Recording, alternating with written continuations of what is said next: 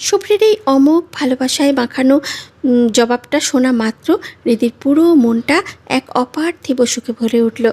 সে খিলখিল করে হেসে উঠে আবার শুভ্রের বুকে মাথাটা শক্ত করে চেপে ধরল। তার মনে হলো এই বুকের থকথকানিটাই আসলে তার জীবনের সব চাইতে সুন্দর গান। সে তো আজীবন এভাবেই জড়িয়ে ধরে শুনে যেতে চায়। শুভ্র হৃদির চুলে আলতো করে হাত বোলাতে বোলাতে নিজু স্বরে বলল, ঘুমিয়ে যাবি? হৃদি শুভ্রের বুকে নাক ঘষে আদো আদো গলায় বলল, হুম। শুভ্র ওর চিবুকটা আলতো করে উঁচিয়ে ধরে চোখের দিকে তাকিয়ে দুষ্টুমি ভরা গলায় বলল, সত্যি ঘুমিয়ে যাবি? হৃদি চোখের পাতা পিটপিট করে তাকিয়ে থাকলো। তো আর কি করব? শুভ্র ঠোঁটের কোণে এক চিলতে হাসি, চাতুরি হাসি ফুটিয়ে হৃদির এক দব কানের কাছে মুখ নিয়ে ফিসফিস করে বলল, একটু আদর করতে দিবি না? শুভ্রের এমন সরাসরি আর চনমনি কথায় হৃদি মুহূর্তের মধ্যেই লজ্জায় লাল হয়ে গেল। সে আবার শুভ্রের বুকে মুখ লুকিয়ে ফেলে আবদারের সুরে বলল, আবার? শুভ্র হৃদিকে নিজের বাহুডোরে আরও শক্তভাবে জড়িয়ে ধরল। ওর কানের লতিতে আলতো করে নিজের ওষ্ঠ ছুঁয়ে গভীর অথচ মাতাল করা কণ্ঠে বলল, তোর মতো এমন মোহময়ী সুন্দরী বউ চোখের সামনে থাকলে কি আর নিজেকে ধরে রাখা যায় রে পাগলি? হায় না, আজকেও কালকের মতো দুজনে নিজের অজান্তেই একে অপরের মাঝে হারিয়ে যাই। হৃদি লজ্জায় আর কিছু বলতে পারল না। মুখ ফুটে কিভাবে বলবে কি? এই মুহূর্তে তার নিজেও তীব্র ইচ্ছে করছে শুভ্রের গভীর ভালোবাসার সাগরে নিঃশর্তভাবে ডুবে যেতে। শুভ্র হৃদির এই চেনা নীরবতা আর লজ্জারাঙা মুখটাকেই সম্মতি হিসাবে ধরে নিল। সে ঠোঁটের কোণে এক দুষ্টুমি ভরা হাসি ফুটিয়ে হৃদিকে নিজের বুক থেকে আলতো করে সরালো। তারপরে সোজা করে বিছানায় শুইয়ে দিয়ে ধীর পায়ে হৃদির উপরে উঠে এলো। শুভ্র নিজের শরীরের পুরো ভার হৃদির কোমল শরীরের উপরে ছেড়ে দিল। তার এক হাত হৃদির কোমরে, অন্য হাত চুলে বিলি কাটতে লাগলো। এরপর সে মুখ ডুবিয়ে দিল হৃদির গলার খাঁজে আর নরম গালে। হৃদির ঘাড়ে নিজের নাক ঘষতে ঘষতে এক অদ্ভুত নেশালো মাতাল করা গলায় ফিসফিসিয়ে বলল, আজ যদি একটু বেশি বেসামাল হয়ে পড়ি তবে লক্ষ্মী মেয়ের মতো সহ্য করে নিস। আমি সত্যি আজ বড্ড বেসামাল হয়ে যাব। আজ তোকে আমি ভালোবাসার এমন এক গহীন রাজ্যে নিয়ে যাব যেখানে সুখ আর তীব্র যন্ত্রণা সব একাকার হয়ে মিশে আছে। কথাগুলো শেষ করেই শুভ্র আর এক মুহূর্তও দেরি করল না। সে পরম আবেশে অত্যন্ত তীব্র এবং গম্ভীর এক ভালোবাসার টানে ধীরে ধীরে হারিয়ে যেতে লাগলো হৃদির মাঝে। সময়ের নিজস্ব গতিতে ভালোবাসার সেই উষ্ণতায় দুজনের শরীর থেকে কাপড়ের শেষ আবরণটুকু একসময় খসে পড়ল। শুভ্র তার এক বুক জমানো উথাল পাথাল ভালোবাসা দিয়ে হৃদিকে ভাসিয়ে নিয়ে চলল পরম সুখের জোয়ারে। সমস্ত দূরত্ব ঘুচিয়ে পৃথিবীর সব নিয়ম ভুলে সে হৃদিকে নিজের আত্মার সাথে, নিজের শরীরের সাথে সম্পূর্ণ মিশিয়ে নিল। প্রথম রাতে সেই চেনা মাদকতা পেরিয়ে দ্বিতীয়বারের মতো তারা আজ আবারও একে অপরের মাঝে সম্পূর্ণ হারিয়ে গেল। সুসজ্জিত বাসর ঘরের সেই নিস্তব্ধতার মাঝে তখন কেবল দুটি তৃষ্ণার্ত হৃদয়ের ঘন ঘন নিঃশ্বাসের ওঠানামা, আর জানালার বাইরে এক টানা ঝমঝমিয়ে পড়তে থাকা বৃষ্টির রোমাঞ্চকর শব্দ। সন্ধ্যা নামতেই চৌধুরী বাড়িতে ধুমধাম করে শুরু হয়ে গেল গায়ে হলুদের মূল অনুষ্ঠান। চারিদিকে চোখ ধাঁধানো আলোকসজ্জা, সানাইয়ের সুর আর অতিথিদের কোলাহলে পুরো বাড়ি উৎসবের রঙে রঙিন। শুভ্রাকে হলুদ রঙের একটা সুন্দর শাড়ি আর ফুলের গহনায় অপরূপা সাজিয়ে এনে স্টেজে বসানো হলো। একে একে সব আত্মীয় স্বজন আর বন্ধুরা এসে হাসি মুখে তার গালে কপালে হলুদের ছোঁয়া দিতে লাগলো, সেলফি তুলতে লাগলো। কিন্তু এত মানুষের ভিড়েও শুভ্রার মনটা যেন অন্য কোথাও হারিয়ে গেছে। তার ব্যাকুল চোখজোড়া বারে বারে চারপাশের শত শত মানুষের মুখের ভিড়ে শুধু একজনকে খুঁজে বেড়াচ্ছে। কিন্তু না, পুরো প্যান্ডেলের কোথাও ঈশানের বিন্দু মাত্র দেখা নেই। বুকটা এক অজানা যন্ত্রণায় ফেটে যাচ্ছে শুভ্রার। প্রতিটা মুহূর্ত তার কাছে পাহাড়ের মতো ভারী মনে হচ্ছে।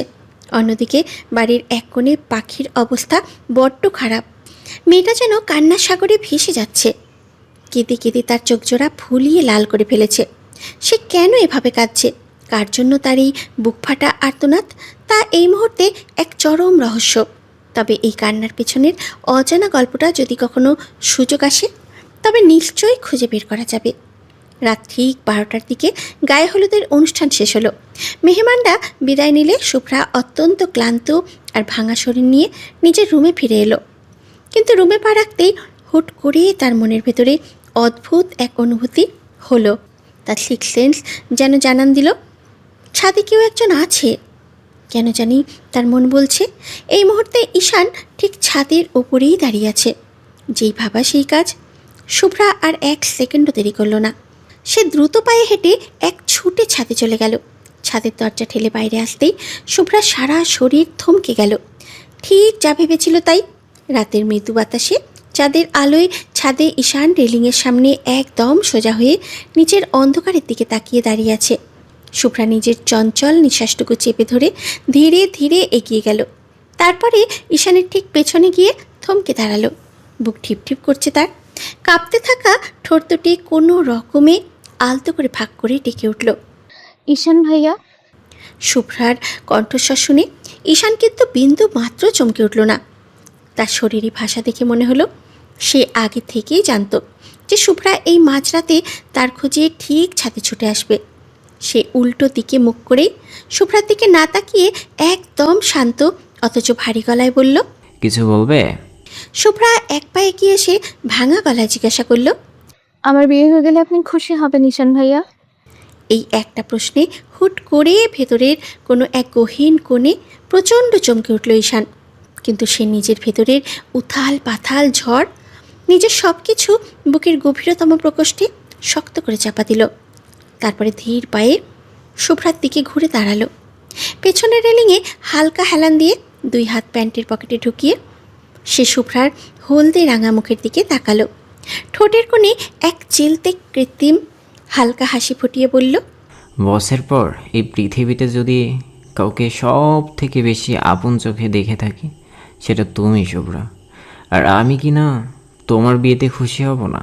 আমি অনেক খুশি হয়েছি। শুভ্রা এক চুলও নড়ল না।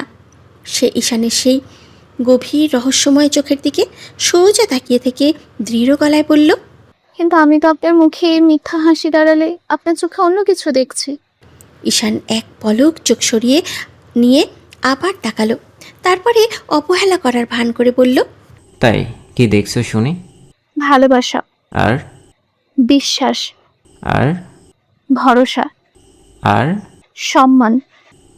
আর ঈশান প্রতিটা শব্দের পর শুধু আর বলে তার ভেতরের কথা জানতে চাইছিল। শুভ্রা এবার নিজের আবেগ ধরে রাখতে না পেরে এক নিঃশ্বাসে গড়গড় করে সব বলে দিল। আর যত্ন, মায়া, ব্যাকুলতা, আন্তরিকতা, ত্যাগ, ধৈর্য, ক্ষমা, এক অদ্ভুত নিরাপত্তা বোধ আর নিজের সব অনুভূতি ভাগাভাগি করে নেওয়ার তীব্র আকুতি। ঈশান সবকটি কথা গভীর মনোযোগ দিয়ে শুনল। তার পাথরের মতন শক্ত মনে যেন প্রতিটা শব্দ গিয়ে তীরের মতো বিঁধল। সে একটা দীর্ঘশ্বাস ফেলে নিজেকে সামলে নিয়ে বলল, বাহ, এত কিছু দেখো আমার চোখে। তোমার ভিতরের অনুভূতি আছে, বলতে হবে। তবে একটা জিনিস ভুল শুভ্রা, তা হলো তোমার এই চোখ দুটো। কারণ আমার মধ্যে তোমার জন্য এসবের কিচ্ছু নেই। শুভ্রা এবার আরও এক পা এগিয়ে এলো। ঈশানের চোখের মণি বরাবর নিজের ভেজা চোখ দুটো রেখে একদম চ্যালেঞ্জ করার সুরে বলল, সত্যি কি আমি ভুল দেখেছি? আপনি কি এখন আমার এই চোখের দিকে সরাসরি তাকিয়ে বুক ফুলিয়ে বলতে পারবেন যে আপনার মাঝে আমার জন্য এসবের কিচ্ছু নেই? কথাটা শোনা মাত্রই ঈশানের ভেতরের সমস্ত শক্ত বাঁধ যেন এক নিমেষে ভেঙে চুরমার হয়ে গেল। শুভ্রার ওই নিষ্পাপ আকুল চোখের দিকে তাকিয়ে সে নিজের মুখের মিথ্যেটা ধরে রাখতে পারল না। সে চট করে চোখ নামিয়ে নিল। এক ঝটকায় উল্টো ঘুরে দাঁড়িয়ে দুই হাতে শক্ত করে ছাদের লোহার রেলিংটা চেপে ধরল। তার চোয়াল শক্ত হয়ে উঠল, গলার রগগুলো ফুলে উঠল। সে চরম এক যন্ত্রণাদায়ক রূঢ় গলায় বলল, চলে যাও এখান থেকে শুভ্রা, আমার আর কোনো কথা বলতে ইচ্ছা করছে না। প্লিজ চলে যাও। শুভ্রার মনে হলো ঈশান যেন নিজের ভেতরের সব তীব্র অনুভূতিগুলো ইচ্ছে করেই আড়াল করছে। কোনো এক অদৃশ্য দেয়ালে মাথা কুটিয়ে নিজেকে ভেতরে ভেতরে শেষ করে দিচ্ছে। শুভ্রা আর নিজের আবেগকে কোনোভাবেই ধরে রাখতে পারল না। সব ভয়, সব সামাজিক বাধা এক নিমেষে ধুলোয় মিশিয়ে দিয়ে সে দৌড়ে গিয়ে ঈশানকে পেছন থেকে শক্ত করে জড়িয়ে ধরল। ঈশানের চওড়া পিঠে মুখ গুজে সে ডুকরে কেঁদে উঠল। তার সারা শরীর তখন কান্নায় কাঁপছে। সে কাঁদতে কাঁদতে নিজের মনে সব জমানো আকুলতা ঢেলে দিয়ে বলল, ঈশান ভাইয়া, আমি আপনাকে ভালোবাসি, খুব ভালোবাসি। যতটা ভালোবাসা একজন মানুষ তার পুরো হৃদয় উজাড় করে কাউকে বাঁচতে পারে, ঠিক ততটাই ভালোবাসি আপনাকে। আমি কোনোভাবেই এই বিয়েটা করতে পারবো না। আমার মন, আমার স্বপ্ন, আমার জীবনের সব অনুভূতি যে অনেক আগেই আপনার কাছে বন্দী হয়ে গেছে। অন্য কারো হাত ধরে একটা নতুন জীবনে পা রাখার মতো বিন্দুমাত্র শক্তি আমার এই শরীরে নেই। আমাকে এখান থেকে নিয়ে চলুন ঈশান ভাইয়া, অনেক দূরে, এমন কোনো অজানা জায়গায় নিয়ে চলুন যেখানে এই বিয়ের কোলাহল, এই লোক দেখানো আনন্দ, এই চাপা কান্না আর এই অসহ্য দমবন্ধ করা অনুভূতিগুলো আমাকে আর ছুঁতে পারবে না। আমি শুধু আপনার পাশে থাকতে চাই, আপনার বুকের ওপর মাথা রেখে নিশ্চিন্তে একটা দীর্ঘশ্বাস নিতে চাই। আমি এমন একটা আশ্রয় চাই যেখানে কোনো ভয় থাকবে না, কোনো সামাজিক জাত ধর্মের কষ্ট থাকবে না, থাকবে শুধু আপনি আর একটুখানি শান্তি। প্লিজ আমাকে আপনার সাথে নিয়ে চলুন ঈশান ভাইয়া, আমি আর পারছি না, জ্যান্ত মরে যাচ্ছি আমি। শুভ্রার এই বুক ফাটা আর্তনাদ আর আকুলতা শুনে ঈশান পাথরের মতো মুখটা আরও শক্ত হয়ে উঠল। শুভ্রার চোখের নোনা জল আর তপ্ত নিঃশ্বাস তখন ঈশানের পিঠের শার্ট ভিজিয়ে একাকার করে দিচ্ছে। ঈশান আকাশের দিকে তাকিয়ে একটা শূন্য দৃষ্টি মেলে ধরল। তারপরে চোখ দুটো শক্ত করে বন্ধ করে কয়েকটা বড় বড় তপ্ত নিঃশ্বাস নিল, যেন সে নিজের ভিতরের এক জ্বলন্ত আগ্নেয়গিরিকে জোর করে চেপে রাখার আপ্রাণ চেষ্টা করছে। পরক্ষণেই ঈশান চরম এক উন্মাদনায় চোখ খুলল। সে এক ঝটকায় পিছনে ঘুরে শুভ্রার হাত দুটো নিজের শরীর থেকে আলতো করে নয়, বরং সজোরে ছড়িয়ে দিল। আর কিছু বুঝে ওঠার আগেই নিজের সমস্ত রাগ আর ভেতরের যন্ত্রণাকে এক করে ঠাসিয়ে একটা থাপ্পড় বসিয়ে দিল শুভ্রার নরম গালে। থাপ্পড়টা এতটাই জোরে আর আকস্মিক ছিল যে শুভ্রা নিজের শরীরের ঢাল সামলাতে পারল না। সে ছিটকে গিয়ে পড়ল ছাদের শক্ত খসখসে ফ্লোরের উপরে।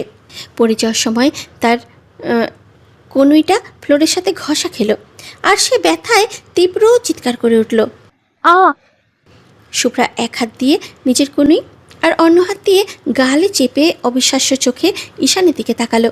কিন্তু ঈশান তখন যেন এক অন্য মানুষ।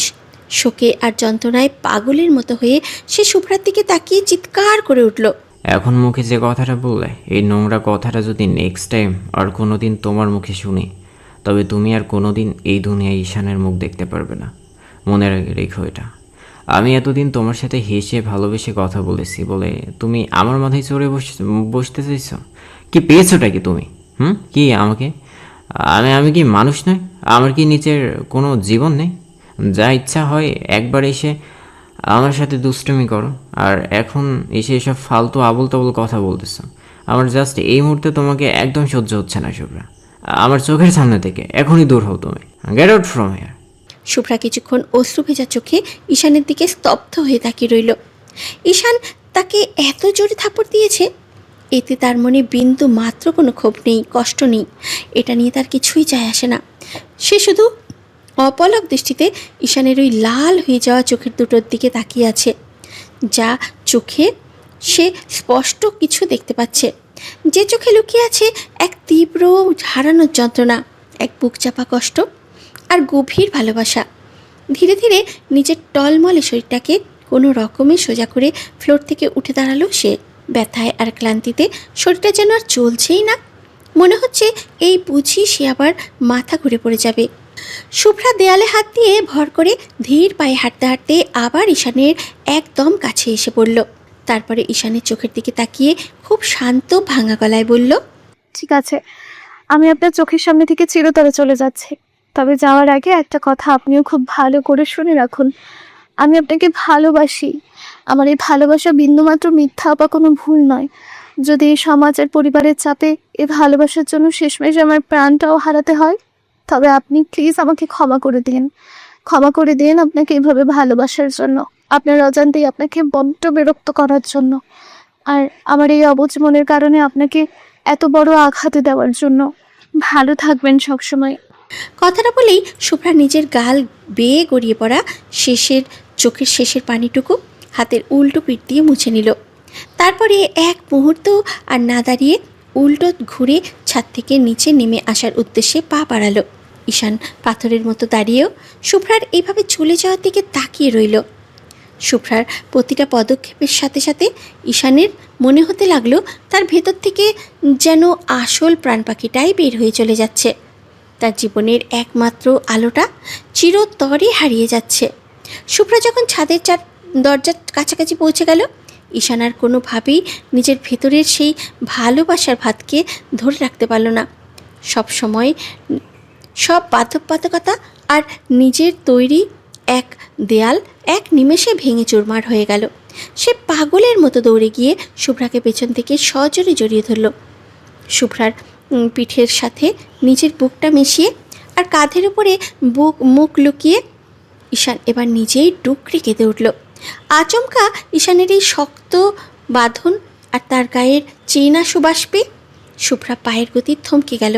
তার সারা শরীর মুহূর্তের মধ্যে একদম বরফ হয়ে জমে গেল।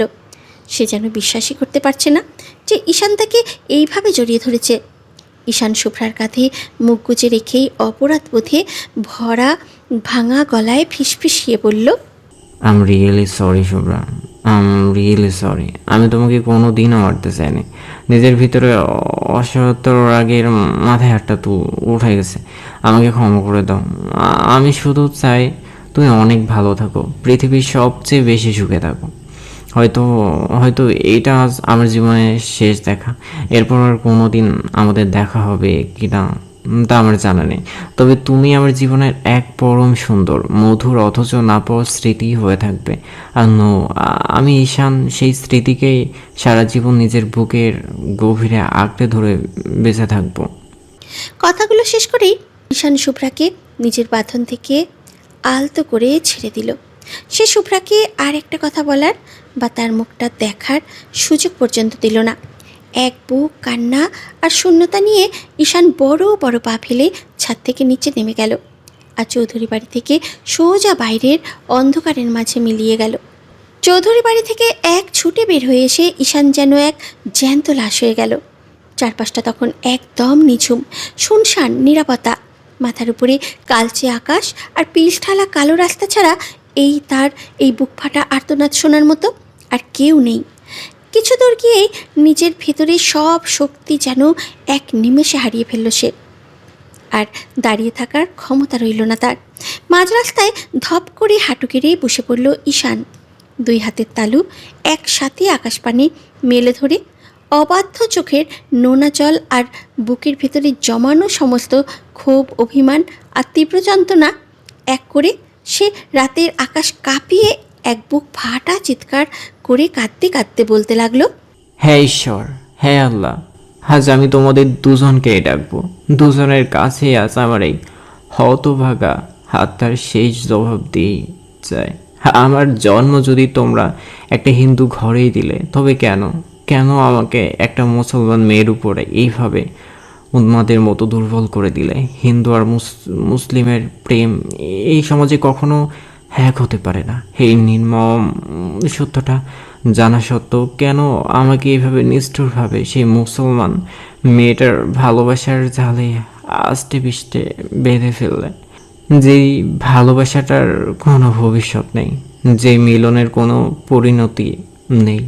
তবে কেন আমার এই শূন্য বুকে সেই নিষিদ্ধ ভালোবাসা জন্ম দিলে তোমরা, যাকে আমি কোনোদিন নিজের করে পাবো না, যাকে কোনোদিন ছোঁয়া আমার ভাগ্যে নেই? তবে কেন সেই মানুষটাকে এভাবে আমার প্রতিটা নিঃশ্বাসে, আমার প্রতিটা শিরা উপশিরায় আর আমার অবুঝ আত্মার সাথে চিরতরে গেঁথে দিলে তোমরা? আর নিতে পারছি না আর এই তীব্র চলন্ত কয়লার মতো যন্ত্রণা। আমি সইব কি করে?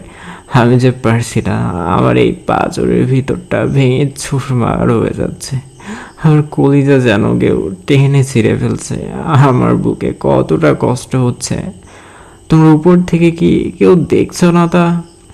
তাহলে আজ কেন তোমরা দুজনে এভাবে চুপ করে আছো? কেন কোনো অলৌকিক কিছু ঘটাচ্ছ না? হয় যার ধর্ম সব দেওয়াল গুড়িয়ে দিয়ে ভিক্ষা হিসেবে ফিরিয়ে দাও আমার সেই শুভ্রাকে। আর তা যদি না পারো, তবে এই মুহূর্তে এই বুকটার যন্ত্রণা থেকে আমাকে মুক্তি দাও, চিরতরে তুলে নাও আমাকে তোমাদের কাছে। আমি আর এই জ্যান্ত মরণ সইতে পারছি না। ঈশানের সেই আকাশ বাতাস কাঁপানো আর্তনাদ আর ডুকরে ওঠার শব্দে যেন রাতের অন্ধকারও স্তব্ধ হয়ে গেল। দুই হাত আকাশে মেলে ধরে সে পিচ ঢালা রাস্তার উপরে উপর হয়ে পড়ে পাগলের মতো কাঁদতে লাগলো, যার প্রতিটি ফোঁটা জল যেন তার না পাওয়া ভালোবাসার এক একটি জীবন্ত দলিল। হৃদি ওয়াশরুম থেকে ফ্রেশ হয়ে রুমে ফিরে গেল। শুভ্র কপালে একটা হাত দিয়ে বিছানায় একদম সোজা হয়ে শুয়ে আছে। তার চোখের কোণে আর কপালে ভাঁজ দেখে স্পষ্ট বোঝা যাচ্ছে হয়তো প্রচণ্ড মাথা ব্যথা করেছে। রীতি আর কথা না বাড়িয়ে চুপচাপ এসে শুভ্রের পাশে বিছানায় কল করলো। সে পরম মমতায় শুভ্রের কপাল থেকে তার হাতটা সরিয়ে দিল। তারপরে নিজের নরম আঙুলগুলো দিয়ে আলতো করে শুভ্রের মাথা টিপতে লাগলো। শুভ্র কোনো বাধা দিল না। হৃদির হাতের ছোঁয়ায় খানিকটা আরাম পেয়ে সে একটা দীর্ঘশ্বাস ফেলে চোখ দুটো বন্ধ করলো। হৃদি মাথা টিপতে টিপতে মনের ভেতরে জমে গেল কৌতূহলটা আর চেপে রাখতে পারল না। সে খুব নিচু গলাতেই প্রশ্ন করলো,